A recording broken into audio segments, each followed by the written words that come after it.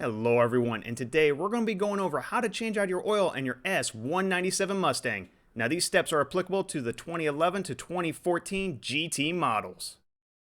And the items we'll need for today: your oil filter, 8 quarts of oil, a 15mm socket with socket wrench, 8mm socket with socket wrench, funnel with some shop towels, and a torque wrench that goes between 5 and 80 foot-pounds, and of course your jack and jack stands. And before we jack up the vehicle, let's go ahead and apply our parking brake. There we go. And that'll help keep the rear wheels from moving. And now we're ready to lift up the vehicle. So go ahead and grab your jack and jack stands so we can lift it up. Now anytime you work under the vehicle, you always want to use jack stands. You need that protection. That's always a good safety feature. And if you're ever wondering where to put the jack stands, Mustang Forums provide us a beautiful picture, and we're going to use those 2 points right there for our jack stands. And with the stand in the proper location, we can go and lower it down. And that looks beautiful. And we're going to repeat the same steps on the passenger side as well, but we're going to leave the service jack in place, just an extra added layer of safety. You can never be too safe, so we have our rubber wheel chocks. So I'm going to throw one behind the driver's side wheel, and then we're going to the passenger side, and then throw one under there as well. Alright, so now we can go ahead and remove our oil filler cap, and we'll just set that aside. And now that we have proper lighting and enough room to get under the vehicle, we can go ahead and get to our oil drain plug. Now the location of this is directly between the front 2 tires. They're right in the center. And that's where we put our oil drain pan. So go ahead and grab your 15mm socket and socket wrench. And we can go ahead and take off the oil drain plug. And this might be on a little snug, so go ahead and give it a little, come on, a little tug. There we go. And once we did a few turns on this, we should be able to take this off by hand. So let's see if I have enough strength to start turning it. Yep, there we go. And towards the end, I'm going to go slow so I don't drop the oil drain plug.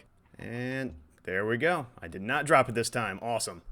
And let's take a look at the oil drain plug. It looks pretty good. No thread damage, no metal shavings. That's a good sign. And while the oil's draining, let's use our time wisely and move to the front of the vehicle. And so I can move my light aside here so we can see what we're doing. We'll remove 3 screws. 1, 2, and 3. And these screws bolt up the splash shield. So grab your 8mm socket, and we're going to remove all 3 of these guys. And these come off fairly easy. They're not held on by a lot of torque. And after working at it for a little bit, there's the first one right there. And we'll go to the center one for the next. And come on. There's number 2.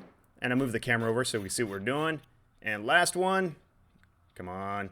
There's number 3. And move the camera back so we can see what we're doing. So for step 5, we can fold down the splash shield. So just pull it right down. There we go. And this will allow access to our oil filter. And I don't think that could have been timed any better. It looks like the oil just finished draining. So let's go ahead and clean the excess oil off the oil pan. Make it look nice and pretty. And that way we can track if there's any leaks later. And there we go. And with that cleaned up, we can install our oil drain plug. So we're going to start by hand tightening it. And then grab your 15mm socket and torque wrench. And we want to set the torque wrench to 19 foot-pounds.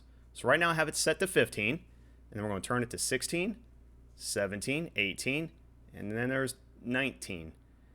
And let's see, yep, 15 plus 4 is 19. And you can see it's right below the 20. That's exactly what we want. And then we'll go ahead and tighten our locking screw. And now that we slid right back under the vehicle, let's get in position. We have our torque wrench with our 15mm socket. See if we can get it on there with a reach. There we go. Give it a turn. Not quite there yet. A little bit more. And, yep, there it goes. 19 foot-pounds. You may not hear the click. You're going to have to go by feel. Now that the oil drain plug is properly installed, we can move our pan under the oil filter and remove our oil filter. Now you may need oil filter pliers if it's on too tight, but this one looks like it came off fairly easy. And we're going to start moving it fairly slowly. That way we don't drop it.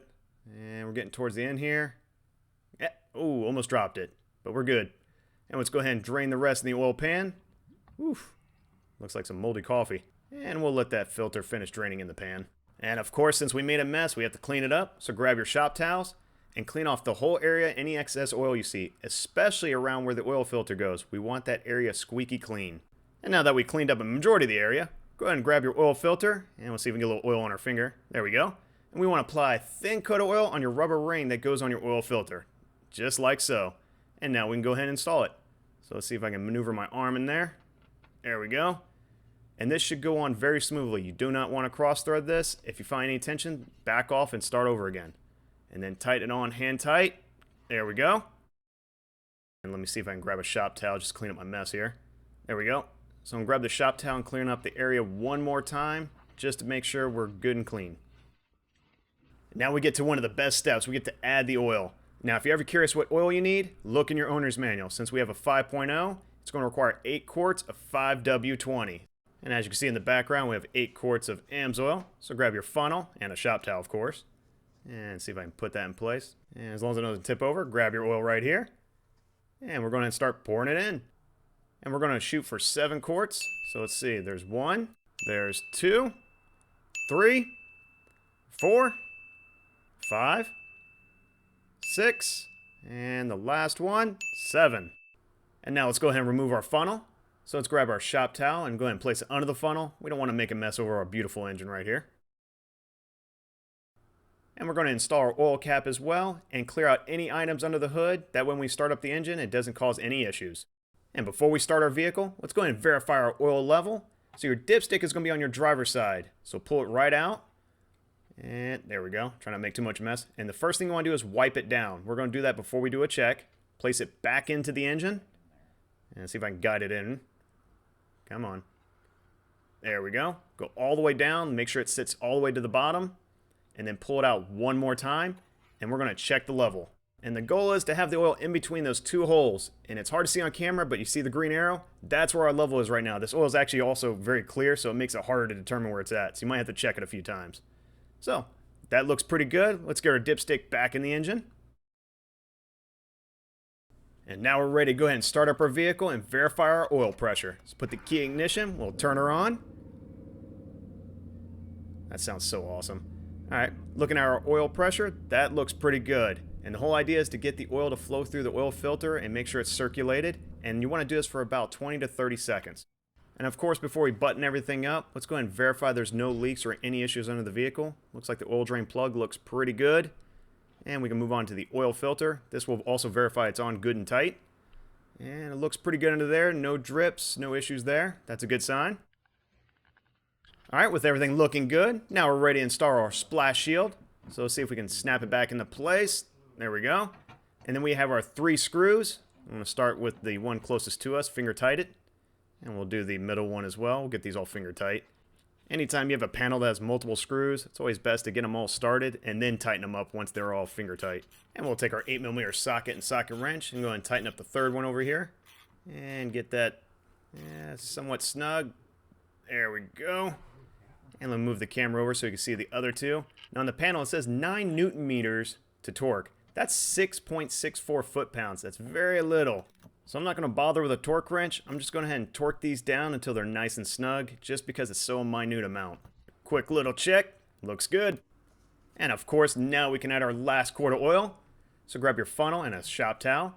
And the whole idea is this is compensating for the oil that filled the oil filter. And that looks topped off pretty good. And then go ahead and install your oil cap.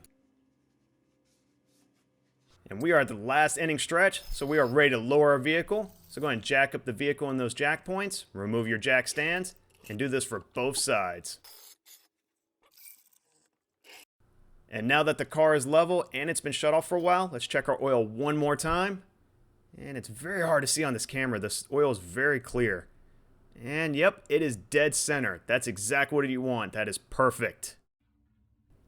So let's go ahead and place our dipstick back in our engine and finish on the cleanup. And so we can get out of our parking spot, do not forget to remove your wheel chocks.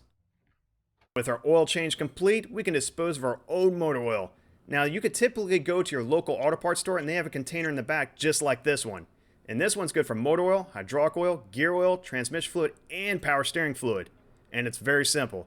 You just dump it right at the top right here, and there's usually a clipboard around. You sign your information, put how many quarts you disposed of, and that's it. You're all done.